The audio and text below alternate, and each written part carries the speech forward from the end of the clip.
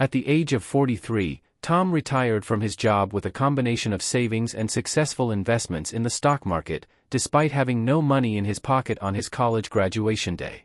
Tom graduated from the University of Michigan Dearborn at the age of 23, where he had chosen to study mechanical engineering. He had secured a job at General Motors before graduating, which made all his family members admire him. However, Tom secretly wondered, what's the big difference? Tom always felt that he wanted something different from life compared to his peers. During the first few weeks at General Motors, this feeling only grew stronger. He met his boss, James. Tom couldn't stop thinking, wow, he's still in the same position doing the same things he was doing at my age. It seemed that James spent his days doing tasks he had to do, not what he wanted to do. Tom realized this because during lunch, James only talked about wild boar hunting, not improving the production line at General Motors. Tom loved hiking in nature, but due to his busy work schedule, he could only do it once a month. In this video, we will show the 3 steps Tom took to achieve financial independence. You will see that different things matter at different stages, but please keep one thing in mind from the beginning. If Tom hadn't invested and had tried to reach $1 million relying solely on his engineering salary, he would be sharing this story at age 57, not 43. By investing, Tom gained 14 years of the most valuable currency in life. You will learn what Tom focused on as a stock market investor, what he focused on outside the investment world, and perhaps most importantly, what he did not do. Stage 1. How Tom went from $0 to $20,000. This is the starting stage. Many of you might have already reached this stage and beyond, but be patient, we will soon get to your current stage. One day in the library, Tom stumbled upon a copy of The Richest Man in Babylon. While eyeing a cute red-headed librarian, he didn't watch his step and scattered books all over the floor. The back cover of The Richest Man in Babylon read, "An Assured Road to Happiness and Prosperity." Maybe this was just what he needed. Tom borrowed the book. The red-headed librarian was still giggling at his clumsiness. Tom hoped he would meet her again. The book suggested that Tom should pay himself 10% of his salary each month before doing anything else with his money. It was clear that this was something his supervisor James had overlooked. Not that there was anything wrong with that, it just didn't seem like a good recipe for becoming independent from one's paycheck. All we have to decide is what to do with the time that is given to us. Now, this is exactly what you should do during the first stage. Pay yourself first. The stock market is an excellent vehicle for turning a decent amount of money into a larger amount of money. Tom learned this the hard way. After reading The Richest Man in Babylon, he moved on to Robert Kiyosaki's book Rich Dad Poor Dad. Without any prior investing experience, he soon found himself reading speculative tips about various biotech companies on Reddit. Initially, everything went very well with high early returns. $5,000 turned into $10,000 in just a week. But before long, he experienced what could be expected from this approach. The little capital he had rapidly declined by 60%. He had just fallen off the peak of Mount Stupid into the valley of despair. Although Tom knew nothing about Warren Buffett yet, he had learned Buffett's most important rule: never lose money. In fact, he was lucky enough to learn Buffett's second most important rule too: never forget rule number 1. Despite the staggering percentage losses, they were tolerable in terms of dollars. Tom replaced his losses within 2 months thanks to his salary. However, he realized that as his savings accumulated, the stakes would rise, and mistakes would become increasingly expensive. Therefore, Tom decided to become a learning machine. Every time he had a meal at home, he would watch his favorite financial YouTubers. Every time he went for a walk, he would listen to his favorite podcasts. Slowly but surely, Tom was moving out of the depths of the valley of despair. Tom managed to go from $0 to $20,000 in almost exactly 2 years by saving $1,000 from his paycheck each month while working as a junior engineer at General Motors, losing something like $2,000 by investing in unprofitable nanobiotech companies, and losing $1,000 in brokerage commissions. How Tom went from $20,000 to $100,000. When Tom began his 3rd year at General Motors, his father wanted to have a talk with him. "Tom, your mother and I are really impressed by your saving efforts. Do you want us to chip in an additional $10,000? Perhaps you could buy your own place?" The first rule of compounding is to never interrupt it unnecessarily. Luckily, Tom did know about Robert Kiyosaki, who had written the book Rich Dad Poor Dad, and Kiyosaki said, "A house is a liability. You want to acquire assets." So, Tom politely declined the offer and kept his money in the stock market. What characterizes this second stage is that the stock market is no longer negligible. So, even though you can now afford a decent car and other more expensive materialistic stuff, like maybe the down payment on a house, don't celebrate too much just yet. You don't want to hinder the effects of compounding now that it is just starting to catch some speed. By the time Tom was 27, he was highly interested and engaged in stock market company analysis.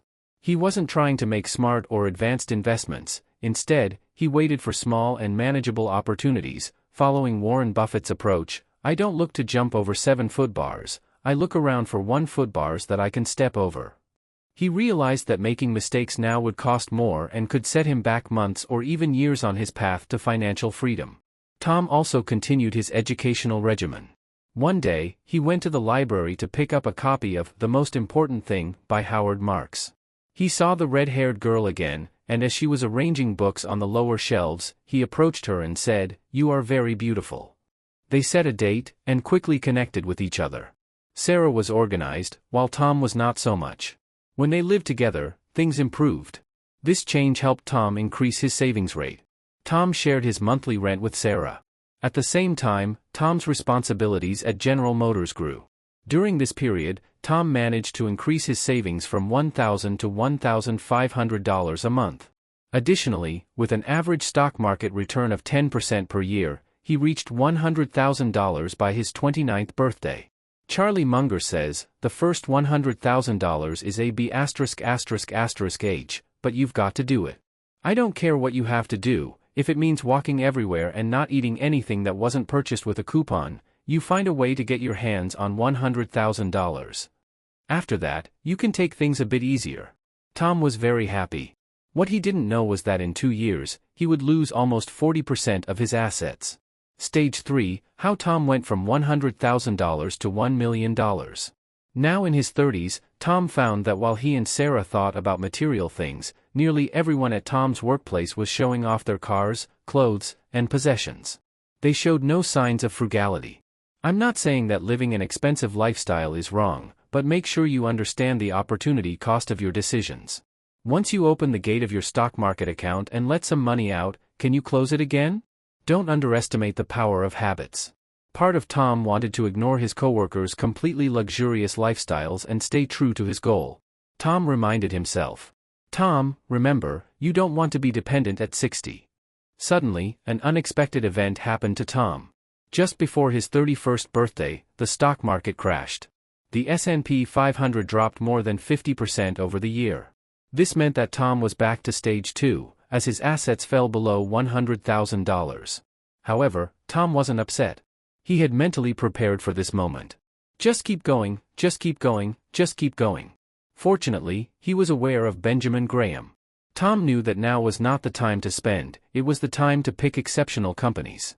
While usually, the financial markets had annual returns higher than 8%, in the 2 years following the market crash, he achieved 30% and 45%, respectively. Then, when Tom turned 33, several things happened at once. His daughter had just turned 2, and both Tom and Sarah felt that children should grow up in a house, so they decided to buy one. The initial investment for the house, which he and Sarah shared, was $60,000. $30,000 of that was planned for Tom's car. However, he remembered that even Warren Buffett spent 10% of his assets on a house in 1958. In fact, at this point, Tom felt he had delayed the decision as much as he could. By the time Tom turned 35, he moved from General Motors to Ford Motor Company, as he was offered a 20% higher salary for the same working hours. Even with this higher salary, his portfolio returns significantly outperformed his wages during this period. Tom decided to stay true to his process and made a contrarian decision. While many of his colleagues at Ford increased their working hours, Tom dedicated this time to beating the stock market. And it paid off. Tom slowly but surely became an investor who earned significantly higher returns each year. An annual advantage of 4% meant an additional $25,000 in his pocket compared to an average investor with the same amount of capital. Tom also started thinking about his semi-forgotten interest in photography. It was a hobby he always planned to pursue when he had the time. He started a photography business. The small extra income could potentially help him retire from his job when the time came. Stage 4, Tom's financial freedom. Before the age of 44, Tom achieved financial freedom and left his job to live off his investments. More than half of that money came from stock market returns, allowing him to reach this milestone 40 years earlier than he could have with just his salary. With this kind of money, Tom was confident that stock market returns could cover his annual expenses. Tom now spends most of his time doing things that truly make him happy, investing in the stock market, improving his photography skills, and especially spending more time with family and friends, being a better father. He even decided to become his daughter's tennis coach because a man who doesn't spend time with his family can never be a real man. Overall, Tom now manages his time, has made a lot of money, and is doing more of what he loves. Many of you can earn even more than Tom if you really try. Many of you can achieve better stock market returns if you invest wisely. If the average guy Tom can achieve financial independence by age 43, so can we. Goodbye, friends.